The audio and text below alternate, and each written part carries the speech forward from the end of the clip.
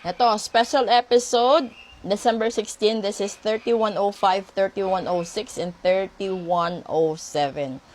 Tanungin natin itong love card natin. Ano ba yung sinisigaw ng puso ninyo?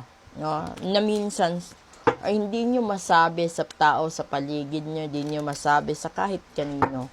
Yung para bang mga bagay na inililihim nyo lang. Tignan natin dito, okay? Kuha tayo. Tatlo. Una, you are enough. And pangalawa, pay attention to signs. And pangatlo, boundaries. Oh, swak na swak talaga sa messages natin today. Okay, kasi dito sinasabi, no?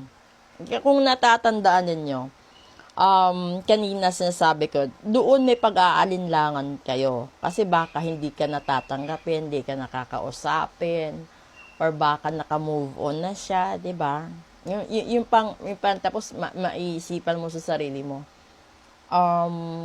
Baka pag bumalik ako sa kanya, or baka pag kinausap ko siya, manliliit lang ako dahil sa mga nagawa kong pagkakamali noon, sa mga nagawa kong pasakit, nabigyan siya ng pasakit sa buong buhay ng pagsasama ninyo. Kasi may mga ganun na nagdadalawang isip ka kung babalikan mo pa ba siya. Kasi alam mo na masyado mo siyang nasaktan. Alam mo na hindi mo na ipadama lahat-lahat ng gusto mong sabihin, hindi mo na ipakita kung gaano siya kahalaga sa buhay mo noon bago mo siya iniwan. Yun yung para sa mga love natin. Ganon din naman sa family, sa boss mo, sa katrabaho mo, sa asawa mo, sa boyfriend mo, sa girlfriend mo, or sa ka-live-in mo, sa kahit kanino. Kasi sinasabi dito, no, ni universe, sapat ka naman. Ikaw yung tao na, no, the person you are meant to be with the love you, with will love you the way you are. You don't need to change. Ito yon. Kasi, di ba may tao na magtataka ka, no, buong buhay mo, parang nararamdaman mo na hindi ka buo, hindi ka tanggap. Minsan, may mga kasing hinahatak ka pababa na hindi mo naramdaman na darating ang panahon, may isang tao na hindi titignan kung nakapagtapos ka ng pag-aaral, kung naging barumbado ka, no? Hindi nagtanong kahit minsan sa pinanggalingan mo. Bagkos tanggap ka sa buong pagkatao mo. So yun yung sinasabi dito na kung yung tao na gusto mong makausap at balikan, no, ito yung taong tanggap ka ng walang pag-aalinlangan. Balikan mo. Hindi mo kailangang magbago.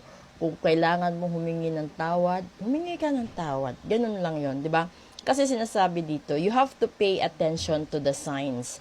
The synchronicities and you have been noticing are not coincidence. So, ibig sabihin, binibigyan ka ng go signal ni universe. Minsan, dinadaan sa panaginip. Minsan, parang akala mo merong boses na dumadaan. Parang naririnig mo yung taong gusto mong makausap. Nakikita mo siya sa kahit saan, na kahit anong gawin mo, naaalala mo siya. Yun na yun. 'Di ba? Tapos, dito kasi, yung pangatlo is boundaries. You need to teach people how to treat you by being clear on what you will and won't allow. Ito yung, kasi sinasabi dito, binibigyan mo kasi ng boundary yung tao, no? Nasanay ka na inililihim mo sa sarili mo kung ano yung totoo. Yung totoo mong nararamdaman, yung totoo mong gusto. Kasi yung sinusunod mo, yung sinasabi lang ng mga tao. Ngayon, matuto ka na lagyan sila ng boundary kung ano lang ang pwede at hindi pwede. Yun yung sabihin mo. Kasi, kapag pinakialaman nila, pati mga desisyon mo sa buhay, kung kanino ka magiging masaya, kung kanino ka pwedeng makisama, kung kanino ka pwedeng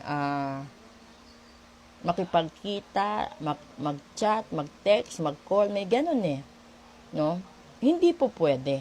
Kasi, buhay natin ito. So, ibig sabihin, the universe is giving you message right now na sapat ka, no?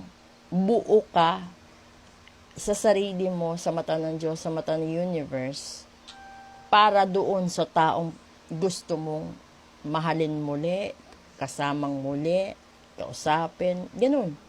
So, you have to pay attention to the signs and then lagyan mo ng boundaries yung mga tao na naging toxic sa buhay mo. So, hindi ibig sabihin na kasal kayo sa asawa mo, hindi na makonsider na hindi siya toxic kasi maraming asawa na toxic ang relationship. So, kung karapat-dapat na lang din na yung pinakamainam na gawin is maghiwalay na kayo rather than magsama kayo and then magbulyawan kayo, sumbatan kayo, then it's much better maghiwalay. Kasi ang pangit naman na nagsasama kayo tapos ganyan araw-araw. Imagine, sa 10 taon, 15, 20 or buong buhay mo, ganun ka. Hindi na maganda yun. Kasi parang wala na doon. So, you have to make a decision as early as possible para hindi masayang. Kasi kung mahal mo pa, then do it, move. Kung hindi na, then explain. Kausapin mo kung ano yung mga pwede at hindi na pwede. Kasi wala na din naman siyang magagawa di ba? Iniwanan mo na, nasaktan na. So, kung yung gusto mo lang is humingi ng tawad sa kanya para naman magkaroon ka ng peace of mind, then do it. Pero kung yung gusto mo naman is talagang mahalin kanya at tanggapin kanyang muli, you have to prove it to that person na you deserve a second chance. Ganun yun. So, wala kang magagawa doon. Unpredictable ang mangyayari. Pero isa lang nasisiguro mo doon, sarili mo. Kung sigurado kang siya, then do it. Kung sigurado ka na eto na yon, na gusto mo nang itama ang lahat ng mali sa buhay mo, then do it. Kasi walang magagawa ang paligid Kung yung mga taong kasama mo noon hanggang ngayon toxic, panahon na magpalit ka ng desisyon mo. Lagyan mo ng boundaries yung mga toxic. Magdesisyon ka sa sarili mo.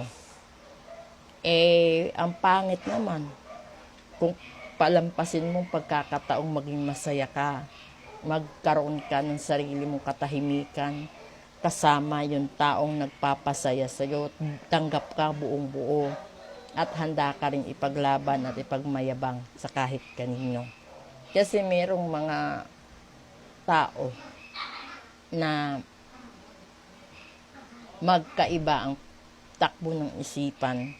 Ang pinakapangit pa doon, kung ang kasama mo sa buhay mo ngayon ay saksakan ng katamaran, hindi marunong mag-budget, no? Hindi marunong maglinis ng bahay, ang dami pang ay mabunganga pa. Well, hindi na maganda, 'di ba? So, pag-isipan nyo. But this is the special episode right now. And then, tignan nyo mamaya yung English episode natin. Kung saan ba manggagaling na vibration yung sinasabing toxic. Okay? So, it might be from the female side or from the male's side. And then, maraming salamat po. Ilang linggo na lang.